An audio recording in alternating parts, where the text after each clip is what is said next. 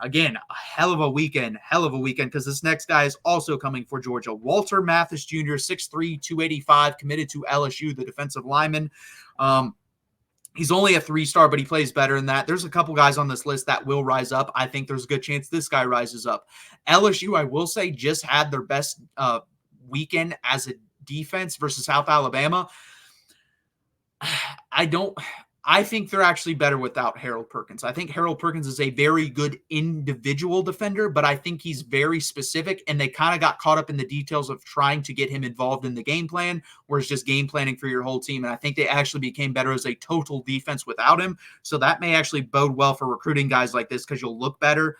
So it may have hurt Texas, actually, that Harold Perkins got hurt. And obviously, I would never root for an injury anyways.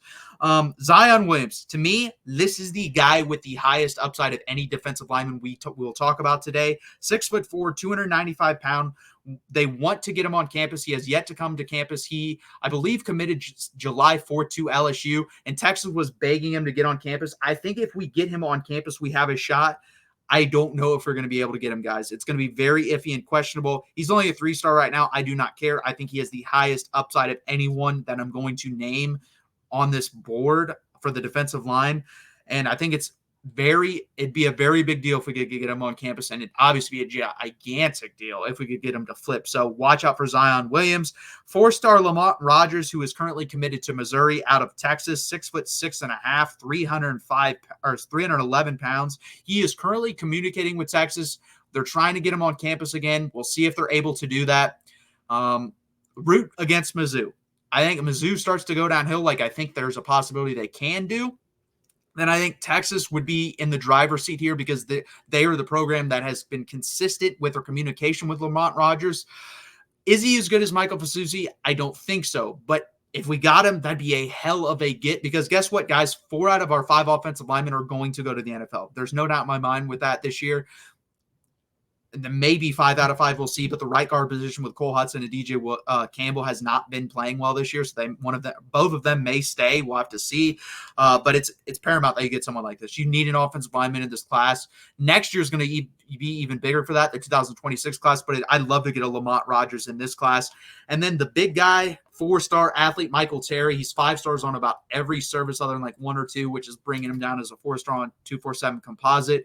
If he gets flipped on one side up to a 5-star, he'll be a 5-star everywhere basically, and he'll be a 5-star on 247 composite, which to me matters the most. Texas is going to continue to pitch him as a weapon, whether that be running back, whether that be wide receiver, whether that be tight end, whether that be H-back. They want him to play every position, period. Oregon is pitching him at running back, which is weird to me. I think that's honestly his worst position. And then Nebraska is pitching him at wide receiver, which he wants to play the most. It's going to come down to that, guys. I think the money's going to be about even. I think it's going to come down to, do I trust Sark and just want to be used as a weapon? Do I go to Oregon and become a running back, or do I go to Nebraska and become a wide receiver? To me, I don't understand why you wouldn't go to Texas and just be used as an all-around weapon. First off, you're going to be in Steve Sarkisian's game plan, getting great opportunities no matter where you're lined up. And also, he's still going to use you at wide receiver where you want to be used. He's just going to also use you in other ways that will get you the ball. So it doesn't make much sense to me why you wouldn't choose Texas there. And he's took his senior year picture with Texas gloves on. So I think he's going to go to Texas, but who knows at this point. Dorian Brew, they are trying to get him for a visit, the 4-star cornerback that is currently committed to Oregon. Remember, Oregon and Ohio State were the favorites. I thought Ohio State was the favorite, and then Oregon came out of nowhere and got him. Again, got to get him on campus for this to become real. We do need a cornerback in this class. Like I said, is it the number 1 position we need? No, I think if we're ranking, I would like to get another linebacker and another offensive lineman. But it'd be nice to get another cornerback in this class, even with what we're going to have coming back next year. And he fits the build for that. 4-star linebacker Madden Faramo. Like I said, I think USC has taken the lead here slightly. I still think Texas is going to try to get him on for a visit, and they desperately need to if they want to close him. I don't think Notre Dame's in the fold anymore. I think it's going to be USC or Texas. I'd be surprised, actually, at this point if it is Notre Dame. I think he'd be awesome for the SEC in the way how we play. He'd be the thumping linebacker while we have the other guys running sideline to the sideline. It'd be really awesome to see him in this linebacker room with Johnny Nansen coaching him. They do have a good relationship. We'll see if that pays off, but I think as USC gets better and better, It's going to be hard to turn down and stay out there on the West Coast.